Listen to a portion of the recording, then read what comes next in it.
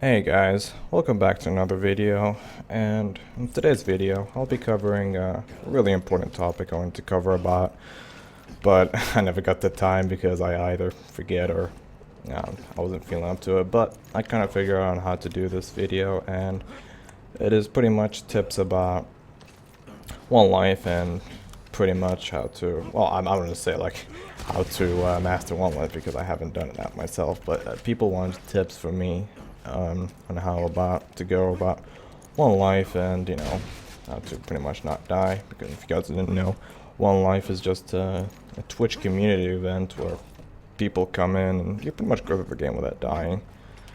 And people have been asking me because I have been reaching Axton and multiple characters to UVHM, and I thought I could give some tips and pretty much show my strat. So, first things first. The first thing is, of course, you gotta follow the list of rules, which is, disable your bar. Okay, I'm not gonna have it here for this video, but, well, I guess I can, but the first thing is, you want to go to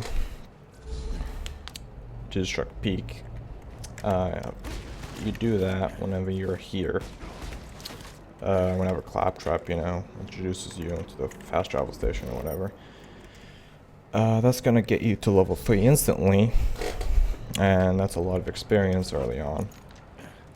And what you can do is farm these containers if you are short on money, because they scale up to level 35, and each gun they give you sells for 1,000 to 2,000, and that's a lot of that's a lot of money early on if you're if you want to buy some stuff. But it's a pretty good strat if you want to do that. If you wonder why it's so open, because I attempted to do this, but had interruptions. The second thing is, you always want to overlevel in One Life. That is the most important tip that I could give to anyone trying to start One Life. You never want to be overleveled, and overleveling in normal mode means you'll scale up areas. So if I kill Boom Boom to level 9, that means the Savagely is gonna drop a level 10 Herald, and Savagely is pretty much gonna scale up by 1 level, and that means that the areas are gonna scale up, and that means you're gonna get higher level loot. However, that is tedious, so that is one of the downsides. And I guess people have been struggling to kill Flint, and I guess one of the tips I can give is you can do the skip all the way up to Flint. You can get up to his pedestal. That way, you're at least gonna, you just shoot him with a lot of bullets and, melee him to death if you Krieg. That way, it'll guarantee his death at least. And the way I'm gonna make this video is pretty much I'm gonna mob around and go to random places while I talk, show my random strat, show my strat.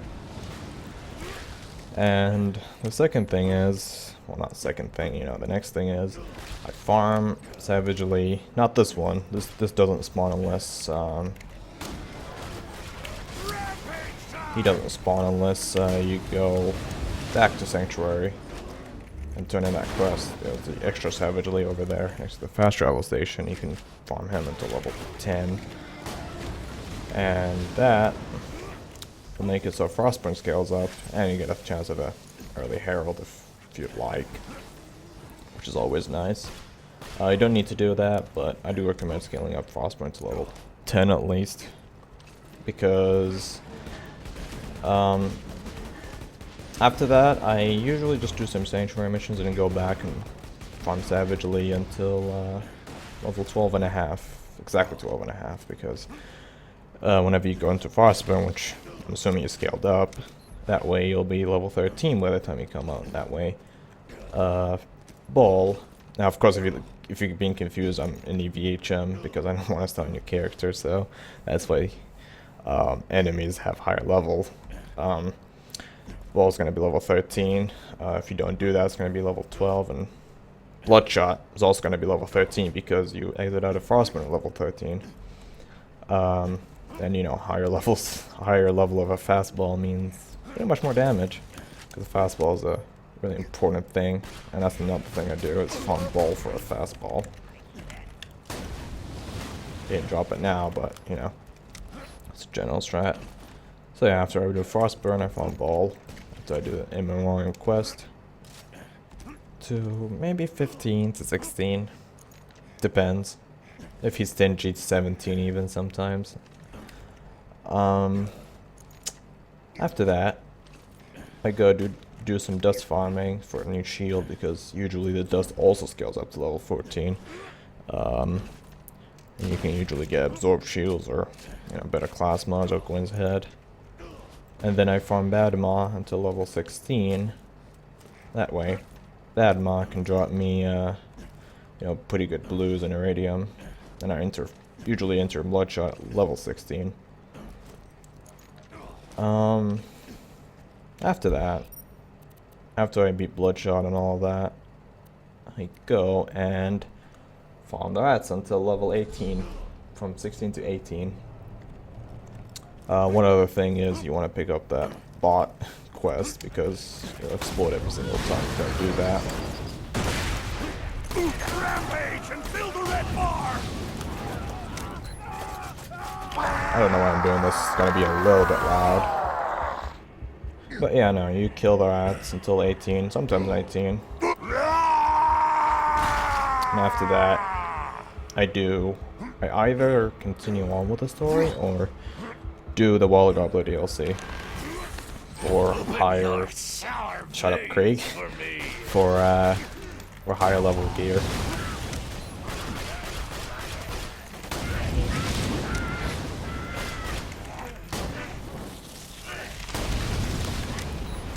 That way, not even a higher level gear, it's usually even for the Iridium until 21. And I guess that's it for farming. I have another one, and that is, after you're done with all that, I go to Sanctuary, and right before you have to pick up the power core, you don't pick up the power core. That way you can go and get the good and the bad and the Mordecai quest, which you can get the Leuda from, just so it's easier for you to do in the future. Come on. There you go. And yeah, if you pretty much pick up the Leuda and the Varuk early on, even if you don't pick them up, at least in the future you can go and do dust runs, and you can get a Mobley pretty easily because you've done the quest at an earlier level. Oh boy, lots of talking. I guess that's pretty much it. I mean,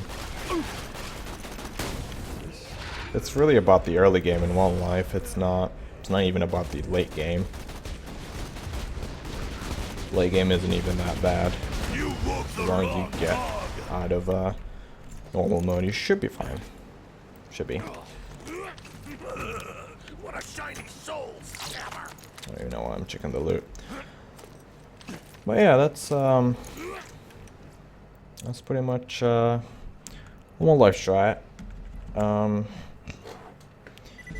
I guess after I go and do wildlife and all of that, I go to the dust and farm a bit there, because the dust scales up in normal mode and you can get a better Leuda and Varuk, assuming you've done the good, the bad, and Mordecai quest, which you get it after, you know, before turning in, or not turning in, removing the power core. You don't remove the power core and you pick up the quest.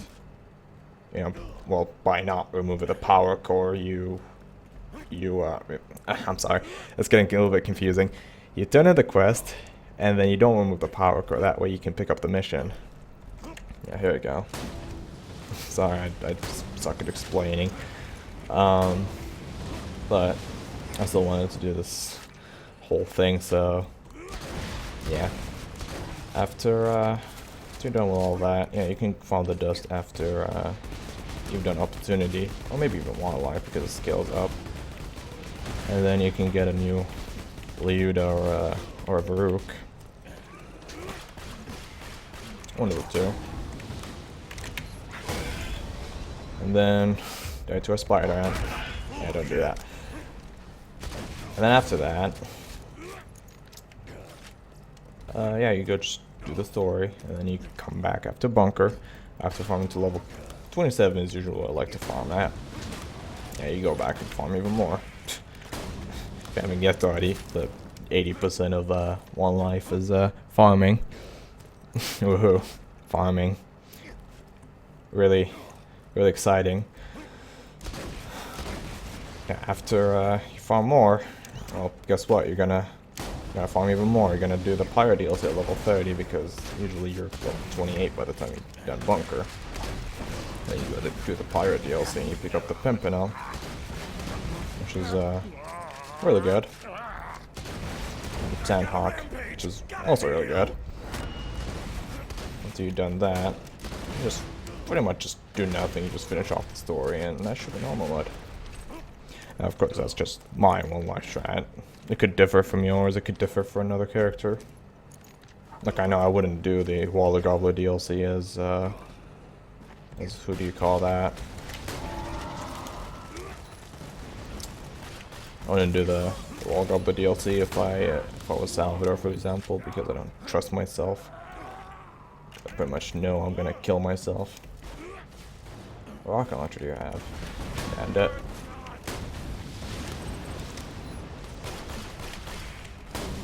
But yeah, I hope I was clear enough on that one life strat. If you have any questions, you can ask them in the comments. I didn't figure out a better way to do this, but a lot of people wanted me to make this, so I thought, I could kind of attempt it.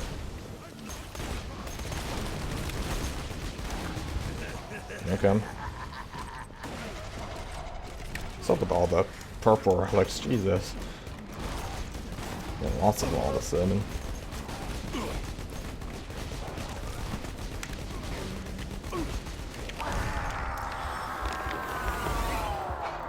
So yeah, that is generally my one life strat. Let's kill Gettle and Mobley. I think that's their name. Could probably even get their name wrong. That's why I like trading OP0. He's just a monster.